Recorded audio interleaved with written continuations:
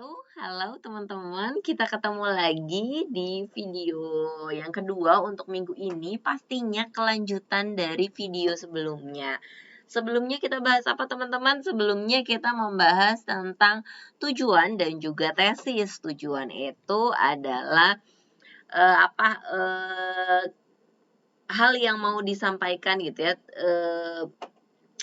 Dari penulis, apa sih tujuannya penulis menuliskan karangan itu gitu, dan tesis itu adalah garis besar dari apa yang hendak disampaikan di dalam penulis, dan tesis itu paling tidak harus ada dalam setiap paragrafnya gitu ya. Jadi walaupun bumbu-bumbunya walaupun hanya sedikit tapi itu ada. Nah, sekarang kita tambah maju lagi nih teman-teman, tambah maju lagi dalam proses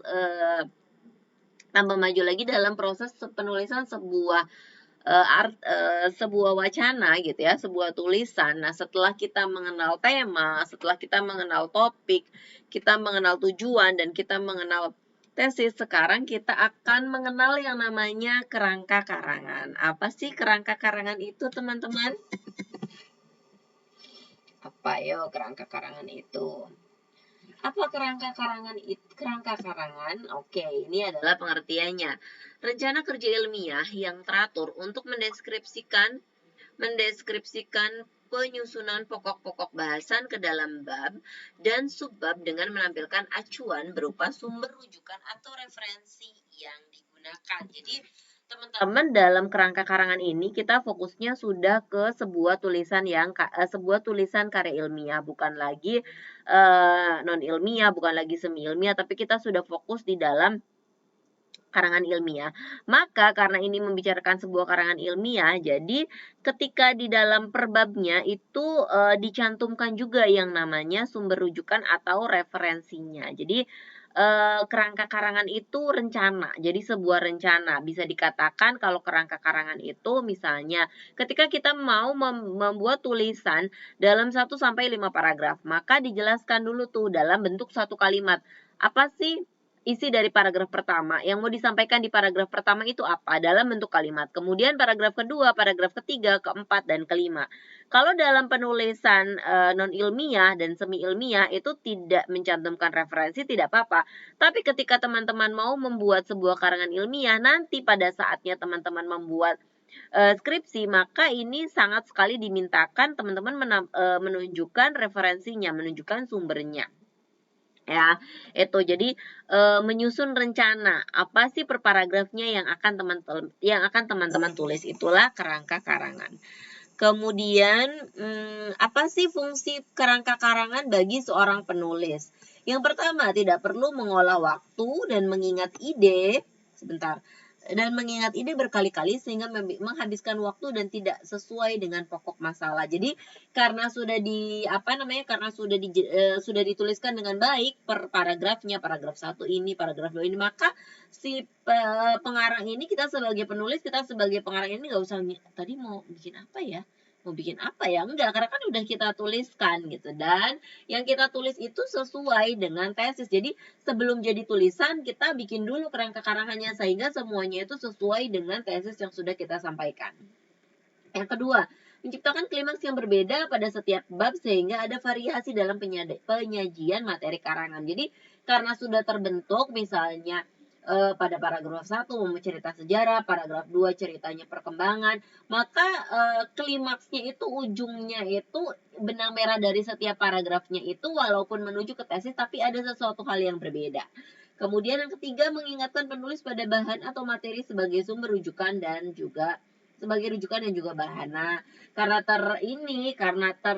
tersusun dengan rapi dan baik, maka si sumber rujukannya, jadi misalnya ketika di paragraf 1 sudah kehabisan ide tapi ada kan rujukannya tuh yang ini. Oke, berarti cari dari rujukan ini, disesuaikan ya. Membaca ulang karangan yang sudah selesai dapat menciptakan reproduksi yang sama dari para pembaca. Jadi kalau misalnya kerangka karangannya itu sudah, kalau ketika dibaca lagi misalnya ada tambahan, kita tinggal memudahkan kita menambahkan ide-ide yang lain karena ide besarnya sudah ketemu. Dapat melihat wujud, ide, nilai umum, dan spesifikasi karangan. Jadi akan kelihatan gitu ya wujud per paragrafnya. Itu fungsi dari sebuah karangan. Nah, kemudian apa saja sih syarat penyusunan kerangka karangan? Yang pertama, tesis sudah benar dan jelas. Ini penting banget ya, tesisnya harus benar dan jelas. Yang kedua, data primer dan sekunder sudah dikumpulkan, dibaca, dan dikutip dalam catatan. Jadi sudah dikumpulkan semua data-datanya, karena ini kita bahas karya ilmiah.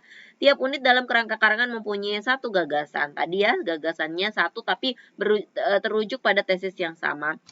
Pokok kerangka karangan disusun secara logis, diantaranya unit pokok terinci secara maksimal, tiap rincian ada kaitannya dengan unit atasan langsung, urutan rincian baik dan teratur.